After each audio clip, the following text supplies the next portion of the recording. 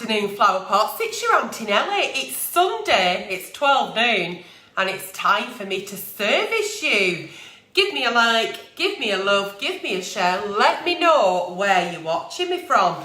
More importantly, who's having a Sunday roast later. I'm going down to Mum's because I'm in her bubble. So we're having a Sunday roast.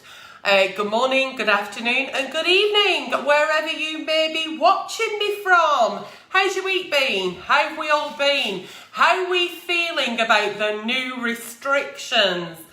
Who's going to be taking any notice of the new restrictions? Who is going to take notice of them? Do you think your Auntie Nelly's going to take notice of somebody who brushes his hair with a balloon? He's now told me that I can no longer have gorgeous, handsome young men in my home for sexual purposes. So us singles are supposed to sit here and let our Vera fucking heal up. I don't think so, Boris. Off your foot, flower. So once again, good morning, good afternoon and good evening, wherever you may be watching me from. It's time for Sunday service. I love you all. Thank you for all the love you're showing me. Please, please, please keep giving me your likes, your loves and your shares. Don't be worried about sharing this to people under the age of 18 because it just will not go to their timeline. I'm having a Barocca, it were a bit of a late one. If it's your birthday today, happy birthday. It is Sunday the 18th of October and it's time for me to service you all you lovely people. So Trudy Roberts says, hello from Pressbury. Hello, Trudy Roberts. Emma Harvey says, hello. Hello. Let me know who's having a roast dinner today. Mum's busy preparing it. Good morning, Joanne Entwistle. You'll not struggle for your meat, will you, flower, with Ben on hand? Joanne Entwistle is married to the gorgeous Ben, who is best in Bury. So have a look at their Facebook page. And somebody's just said, it's 9:30 in Australia in the evening, says Rob Warren. So good evening in that there Australia. I bet you're all getting your jammies on, getting snuggled up, drinking your Horlicks and getting ready to face another Monday. How's Olivia, says Kaylee Hughes. Olivia's absolutely fine. She lives in that there London. So it's just me living on my own here in Aslington. And now Boris has said, I can't have any strange young men in my home. Thanks, Boris. So, without further ado, what's Sunday service about? Sunday service is about my gorgeous flower pots writing into the page and asking me a question such as a problem, because a problem shared is usually a problem solved. Roast lamb dinner, Melanie, is my favourite. So we read them out, they're anonymous, my answers are off the cuff, and can I just say, all my answers given today for my dear Auntie Nelly's are purely for entertainment reasons. No, all the answers are purely for entertainment purposes. Good afternoon, Anthony Gregory, how are you and how are the family? Good morning in Scotland, Louise. Right, dear Auntie Nelly, let's get going. I've been going out with my boyfriend for just over 2 months. And we get on really well. I get on well with all his family too. I am 25 and he is 28. His brother is getting married and my boyfriend is going to be the best man. Congratulations. But I don't know if I have a right to be upset, as I've only been invited to the night do. It's not like I'm a new addition to the family. I've been with fuck off. I've been with him over a year. Oh, 12 months. They've been together 12 months, not 2 months. But I don't know if I've right to be upset. I've been with him over a year. Right. I said I was very upset and my boyfriend talked to his mum. His mum said, well, they don't know if we will be together next year by the time of the wedding. So best just leave it as it is. I just think it's so insulting. I should be there as my partner's boyfriend. It's making me question if I should pursue this relationship or not. What do you think? From a lovely young flower pot there who's been with a boyfriend for just over 12 months and her boyfriend's brother is getting married. Congratulations. And she's only got an invite for the fucking night, so she's feeling a bit left out, a bit pushed out. And I can understand that that you may be feeling a bit left out, a bit pushed out, but let's just strip it back to basics. 12 months in a relationship is very little time at all. It is literally just 12 months. And even though you and your boyfriend seem to be really happy and everything's going well, we absolutely don't know what could happen next year or the year after or whenever they plan to get married. We don't know whether his mum and dad will be together because no one knows what's round the corner. So just think yourself lucky that you've got an evening invite. Weddings are expensive enough. So to have to pay for another head at the table may be something that they're not actually foreseeing at the minute. So give your boyfriend the love and support he needs, and everything is going to need to be a best man. You can maybe help him pick the suit, you can maybe help him write the speech, but certainly don't be treading on toes and thinking that you deserve a place at this top table because you've only been in the family for very, very little time. Now, you've explained your grievances, he's had a word with his mum, and once again, his mum has been really nice and said, look, we don't know where we're going to be in 12 months' time. Now, if things change and you get married yourself, you get engaged, you start your little family, things are different then, but for the time being, know your fucking place. There's massive problems in this world at the moment, like when's Auntie Nellie going to be able to sneak a fella in for fucking sex without Boris banging a big fucking fine on me head, and you're bothered about whether you're going to a wedding fucking next year or not. You know what I mean? Let's talk about my fucking problems for now, because whilst I'm sat here with fucking Vera fucking healing up. Do you know what I mean? So you've a right to be a bit left out and a bit pushed out, but don't be upset, sweetheart. Don't be upset. Be upset if another lockdown comes and I can't get my fucking roots done. Then that'll be world problems. Dear Auntie Nellie, I no longer love my husband. Oh, we're going straight in with this one. I actually find the most boring person, I know. But he is a good man and a caring husband, and he's the best father any child could wish for. We've been married for 15 years and have 2 kids. I've only stayed with him as I don't want to split up the family. Do I stay in an unhappy marriage, or would it be better me being honest with him and separating? Hey, sweetheart, you've been married 15 years, 2 kids, it's boring, he's boring. He's boring, so why is he boring? Have things got boring in the marriage? Do you no longer spend time as a couple? Do you no longer go out? Do you no longer have date nights? Do you no longer think about the things that got you together in the first instance? We need to find out where the boredom is coming from in order to solve that. But if it is a case of you just falling out of love with your partner and them being more of a friend, then what you say is he's a fantastic husband, he's a fantastic father, you couldn't wish for a better dad to your children, and he's a lovely friend, he's just not actually ticking your boxes. So what we have to do there is take that step back and be honest, not for you, but for him, because he deserves to be with somebody who he is able to tick all their boxes, who finds him attractive, who sexually wants him, who wants to lay down in bed with him every night, who can't wait for him to return from work. So you've got to be kind sometimes to that person that you love, but not in a loving way that they think you love them, because then you live in a little bit of a lie. And then what happens then is it starts breeding bitterness and resentment. And you can even lay at the side of them and fall out with them just for the fact that they're actually fucking breathing. So I think what's important here is finding the cause of the boredom. Can you actually get to the bottom of why is it you're bored? Is it him? Is it you? Is it a mixture of that?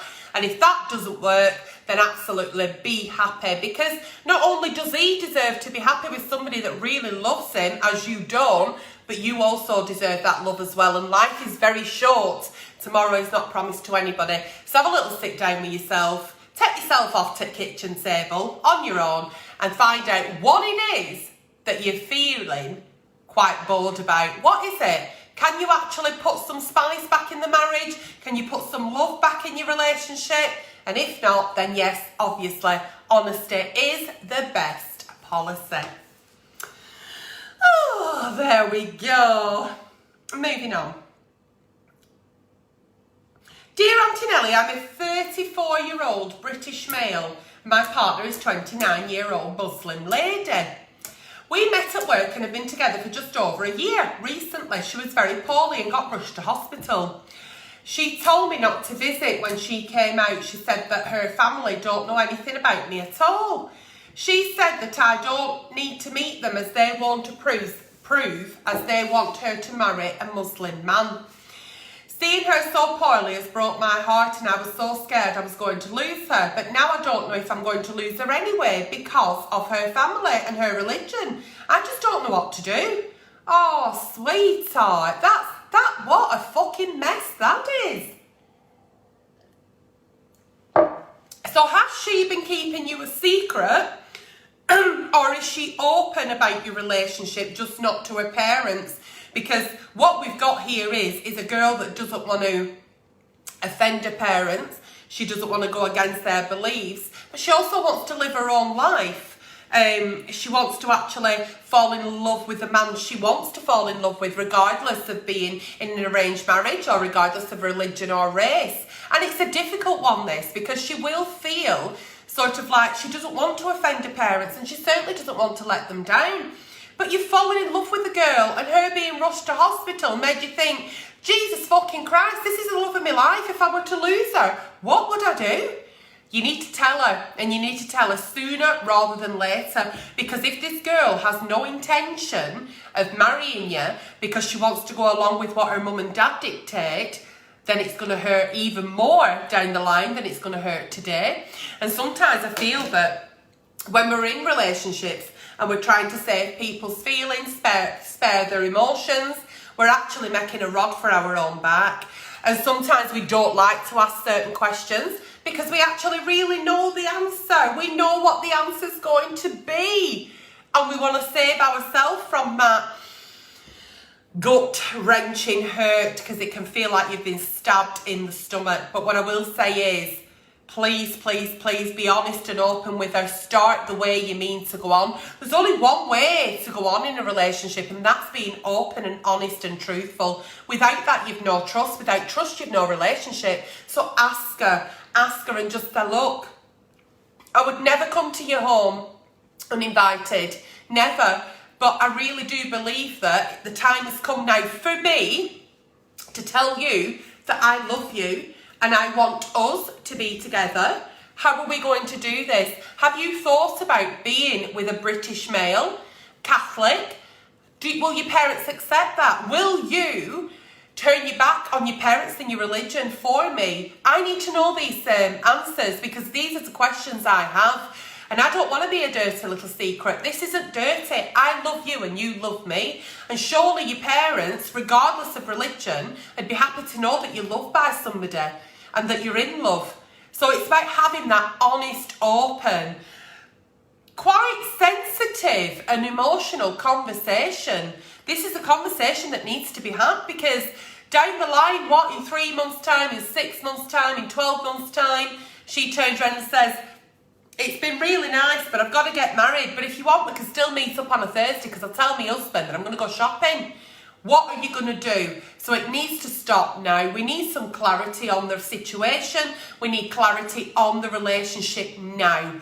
And if her life really is being ruled by her parents, I mean, if she'd never have been rushed to hospital, would you have found out that her parents only wanted to marry a Muslim man? How's she going to get round that? You need to find these answers to the questions that are probably keeping you awake at night. And I wish you the best of luck with that. I really do. Oh, bless him. Dear Auntie Nelly, I started seeing a guy about 5 months ago.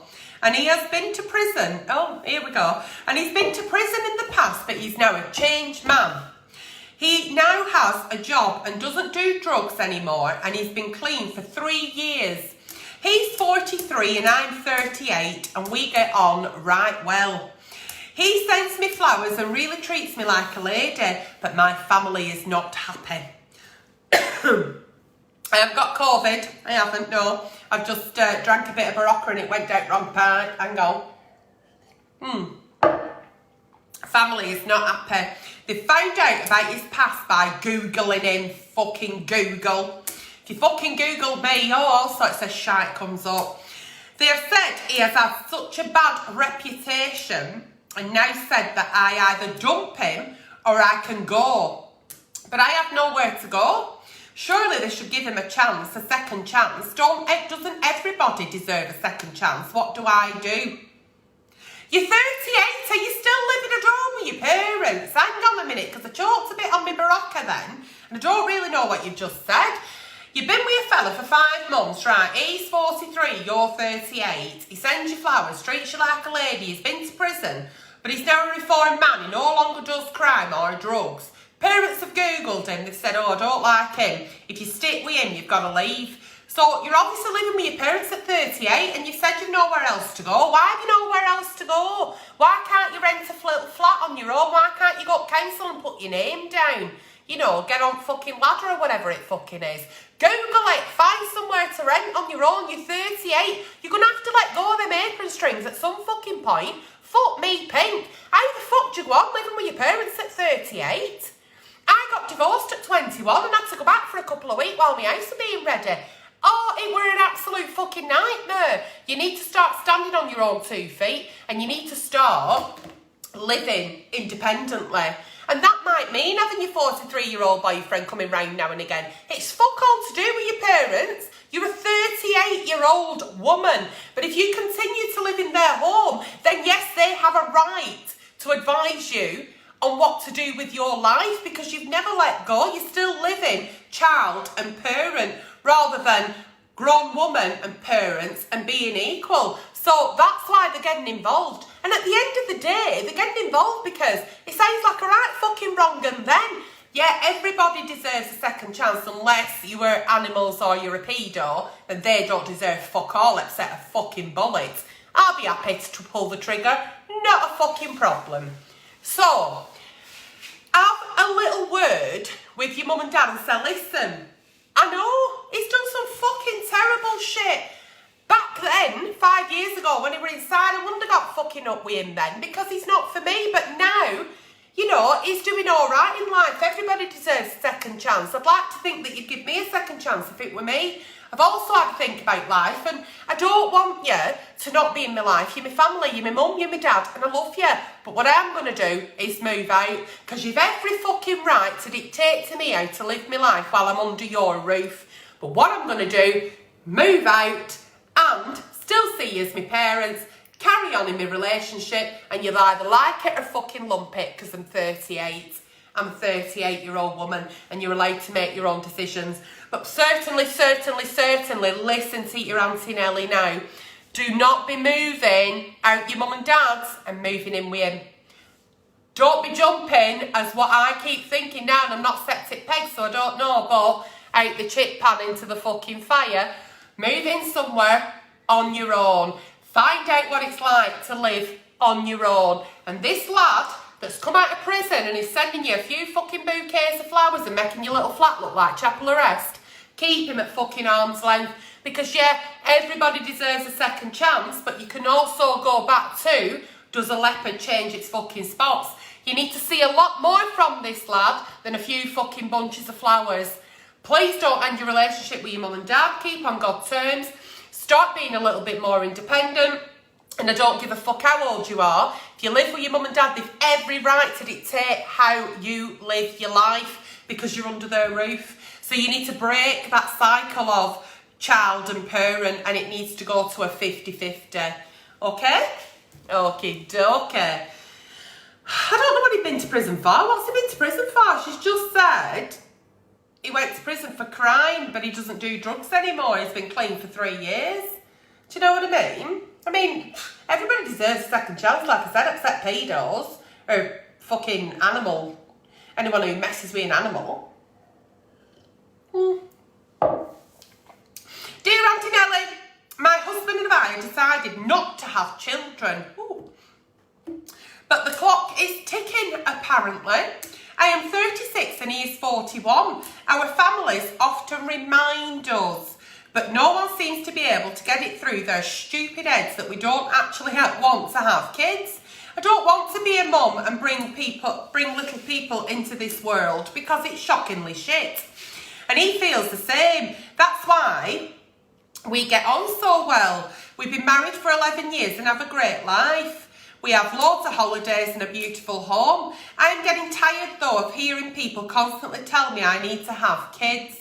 and I worry that one day I'll fly off the handle. Do you have any advice on how I can handle these people who feel the need to keep going on about it? Do you know what? When you start courting, people will start saying, oh, when you're getting engaged, and then you get engaged, it's like, oh, when you're getting married, and then you get married, it's like, oh, when you're having kids. Nobody ever says when you're getting divorced. What works for you works for you, and at the end of the fucking day, the clock isn't ticking. Not everybody's body clock starts fucking going off like a bomb. Not everybody wants kids, and you're absolutely right, this world is shockingly shit. Do we really want to bring new little babies into this world with the way it is? I mean, I've no chance of bringing anyone into this fucking world, because Boris says I can't fucking have anyone round anyway. Fuck's sake. But no, what you've got to be is diplomatic but stern. So we don't need to be going off the handle at these people, causing arguments where they're not needed. And we don't need to be getting really passionate about something, because that maybe shows that you care a bit too much. So we don't even need to say, well, thank you for your concern, and yes, I would have loved children, but I can't have them. Because that's the bitch I am, and that's the kind of things I'd be doing. But then you've got the Karens of the world who'll be saying, well, you could always adopt. There's loads of children out there that need adopted. So where does the party stop? The party stops with, so somebody approaches me and says, good God, you've been married 11 years now. Have you thought about kids? No, I don't think about kids, Karen, because I'm not a pedo, unlike you. You know, we don't need to have any of these kind of conversations, dress them up, dress them down. We just need to be quite frank. We need to say, no, we're not thinking of having kids. We've never wanted them. And it's why we've stayed together for 11 years. So tell me, how are you doing now you're divorced? How's it going? You know, just be very frank and quite honest and open, and just say exactly how it is. We have never wanted children. Before we got together, we met each other. One of the biggest things we have in common was, no, we're not going to have kids. We're not having kids. We're not having them. However, how are you and how are your children? Doesn't mean to say I hate children. I'm not Cruella de Vil. I'm not the evil stepmother in Cinderella. They're just not for me. And it's as simple as that. You don't have to go round the houses, dress it up, dress it down, go wild, think of a response. Just simply say, no, we're not having kids. We've decided we're not having kids. We love 3 holidays a year. We love money in bank. We love the fact that our walls in Allway have not got crayon all over them. And we love the fact that we can get up and go to bed whenever we fucking want. Anyway, how's you? How are you keeping? Leave it at that. That's all you have to say. Either give it the reason why you don't want the kids, or just say, they're not for us. Not for us. It's not what we want to do. It's not how I envisage my life. I have not got a maternal bone in my body. Would you not rather me be honest about that than have something which I fucking despise and have to get social services involved because I forget to feed it? It's not a Tamagotchi, but you know what I mean? Anyway, like I said, who's having what for the Sunday roast? I hope you keep giving me likes and giving me loves and giving me shares. No, exactly, Trisha. They do not have to explain themselves. But I think sometimes when we think about what is the correct answer, there is no correct answer. Pick your audience. Don't dress it up, dress it down. Just say it as it is.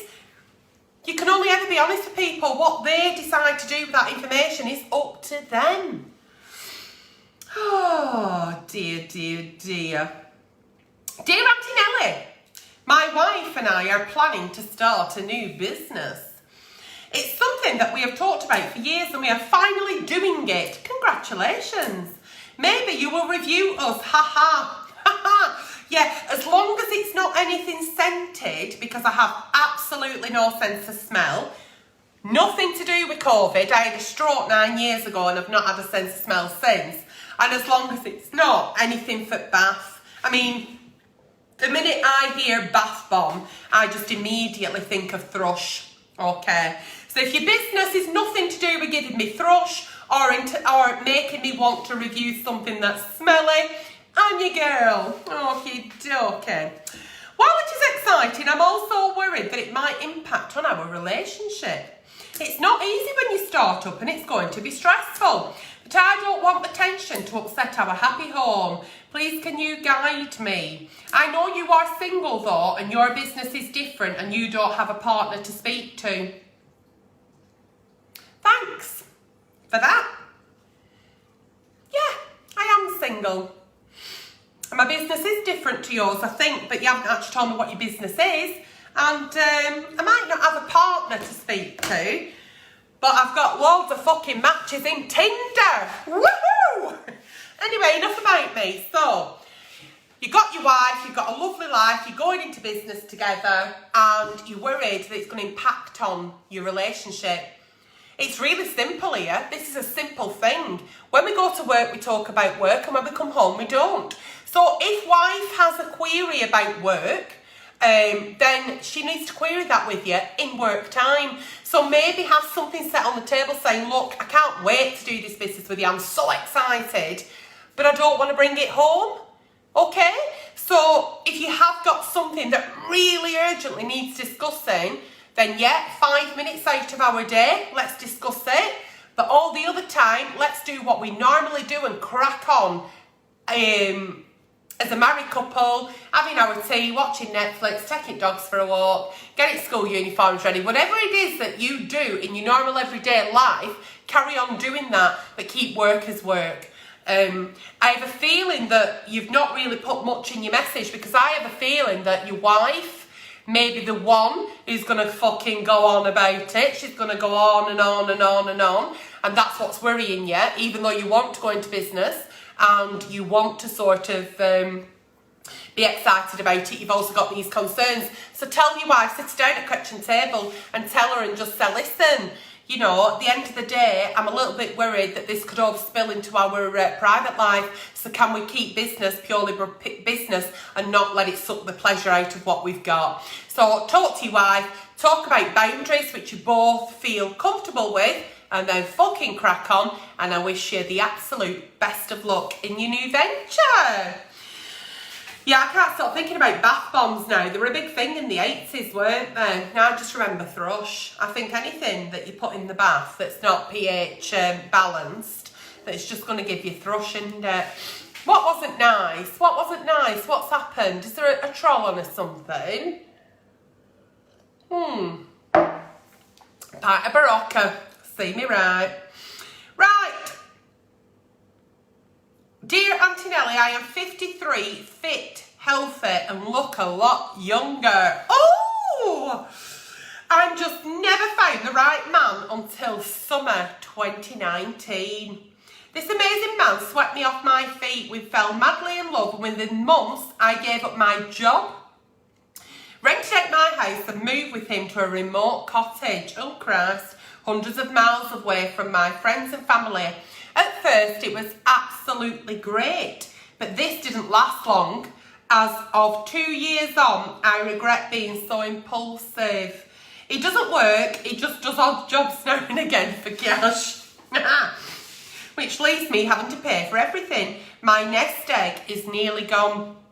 I'm still attracted to him, and sex is great, but I think I've made a huge mistake. I just wish I could go back to my old life. I really would appreciate some of your brutally honest advice.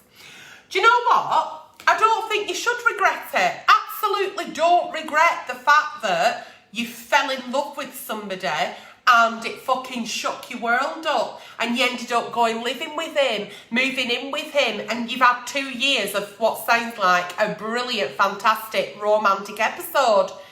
So what? So the honeymoon period is over? Is that what you're saying? You've actually sat down and gone, do you know what? This fucking idiot here only does a few cash in hand jobs. He doesn't fucking put any money in kitty. This is problems we face in a relationship. This is nothing to do with you upping sticks and moving off. But you are starting to feel a little bit bitter and a little bit resentful because he's not actually wading in and doing 50-50. So you need to speak to him about it, and you say, listen, I did everything for you. That's how it feels. What do you do for me? What have you done for me lately? So what is he actually doing for you? If he isn't tipping his wage up, he's not giving you 50%, he's not taking the slack off, then he's doing fuck all. So if he ain't fucking you, feeding you, or financing you, then he can fuck off. So always remember the 3 fucking F's there. And what? Just because he is giving you a good fucking, so can your fucking fingers, flower. Do you know what I mean? And that's what it all boils down to. We can't stay with people or be in relationships just because we're a little bit digmatised. Because it doesn't last. Being digmatised does not give you a long, happy relationship. Because all that goes off the boil now and again. And if that's all you fucking got, then what? So he's not feeding you and he's not financing you. And yeah, he might be giving you a fucking now and again. But we can always do a better job on our own, can't we, girls? Absolutely. So don't regret anything you've done. Absolutely not. It sounds like you've had an absolute ball. It sounds idyllic, moving to a remote place in a little cottage with your lover. Fucking hell. That's the stuff that I've got stored in my fucking wank bank. So do not regret what you've done. Don't sit there crying and moping about where you are and how you've got there. What are you going to do from today? What time is it? The time is now. So my brutally honest advice to you would be, get sat down, kitchen table, have a chat and say, listen, I've no fucking savings left, but I've had the fucking time of my life for 2 years. You can't take it with you. So what? You spent it having a good time for 2 years. Fine. I've no savings left. What are we going to do? Are you going to get on a payroll? Because I think you should. Because I can no longer finance you. And you're not financing me. And I can no longer feed you because you're not feeding me.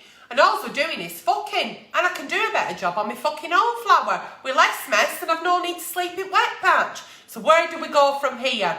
And if he doesn't step up, give him a little bit of an ultimatum, then pack your bags and fuck off. Get these people who are living in your house now, wrote to and say you're going to have to go in whatever the rules are, move back in your house and crack on with your life. Simple as. You've just been a bit digmatised and it happens to us all. It does. And when we get digmatised sometimes, it's all we think about. And we end up in this world that is not the real world. And in our heads will be saying, this is a bad mistake. This is a bad move. This is not what you want to do. Whereas Vera's fucking fluttering away. She's fizzy, making your knickers all fizzy, and that's all you can think. So, you know, as we say that men only think with what they've got downstairs in the pants, women can be the exact same by being fucking digmatised. So have that chat with him and see if you can salvage it. If not, off you fuck flower. Back to where you come from. Where it sounds to me like you were very happy. Dear Auntie Nelly, my boyfriend of nearly a year has gone to do his army training. Ooh, playing army. I was never allowed to play army. I used to fall down back at settee and I couldn't get back up, so they'd stop game. Anyway, we're both in our 20s and he moved in with me for the lockdown, so I got used to having him around. But now he's gone. And I'm really missing him and I'm finding it so hard to adapt to not having him home. And not having as much contact with him. Just wondered if you had any tips. The only tips I'd give you there, my little anonymous flower pot, is FaceTime as and when you can. There's a lot of us out there that are not at the moment connecting with friends and family as we once did. And you're not on your own. It's worldwide. It's a fucking pandemic. There's a lot of us out there who are having to, buy a lot more batteries than we ever had in our life because we're not allowed to come into contact with the opposite sex. So you're not on your own. And I think actually doing weekly quizzes with your mates, catching up with friends as much as possible, trying to find out who you are before him in lockdown, because you've probably lived as Mr. and Mrs. and it's been lovely, but that's not the real world. And the fact that he's gone off army training, are you going to be an army wife? Is he going to be there and everywhere around the world? And you're going to be sat there waiting for him to get holidays and come home? Because that might be the life you sign up to. And if you're really struggling now, are you going to really struggle then? So I think it might be something where you give it a suck it and see. Get as much FaceTiming as possible and see how you go. You're in no different position to the rest of us. And I think everybody at the minute, if we're quite honest, is struggling. We're all struggling one way or another. Abso-fucking-lutely, we are. So the tips I would give you is keep in contact with as many people as you can, whether it be social distancing or even sitting at another table while you're having a coffee. FaceTime, absolutely. Take advantage of the one thing that everybody slates, social media. Take advantage. And if you're having a really shit day, keep talking. Talk to people who are around you. Tell your mum, tell your dad, tell your friend. Tell him, tell me, come to my inbox. It's always open. Speak to people. We all need to keep speaking at the moment. More than ever, it is so important for us to say, I'm having a shit day. And it's all right for you to have a shit day. There'll be 10 other people behind you going, yeah, me too. We're all in it together and nobody quite knows what to do because it's the first time we're facing a pandemic. But please, please, please, use your FaceTime. Make most of your social media. A little bit of self-care and a little bit of self-love goes a long way as well. Remember, you're important too. So do things that you fancy. Yesterday, I had an absolutely fucking awful day. Could not turn my phone upside down. So I put Alan Partridge on. And I was a-hine all night. And I had a right good time on my own in front room. And switched my Tinder off because it's just a fucking pest at the minute where I can speak to all these fellas, but I can't fucking get them round, can I? Anyway, moving on from that. So that's been today's Sunday service and I hope you've enjoyed it as much as me. And just talking there to that young girl who was the last message of Sunday service, it just reminds me of something that I saw on the internet not long ago. So you've got to all of us profess to do this. So you've got to promise me, and if you're listening to me and you believe what I say, then type in the comments, promise. We've all got to be proud of ourselves for how we've handled this year so far. I don't know about you, but I've fought so many silent battles this year and I've had to humble myself and wipe my own tears and pat myself on the fucking back. And I'm sure that you've had to do the same. So be proud of you because I fucking am. And on that note, that's been your Sunday service and I'll see you all soon either with a new review or Nighttime with Nelly on Wednesday. Please keep writing into the page because without your dear Auntie Nellies, there is no Sunday service, there is no Nighttime with Nelly, and without your review requests, there's no Auntie Nelly at all. So, take care, I love you all, and I'll see you all very, very soon. Take care.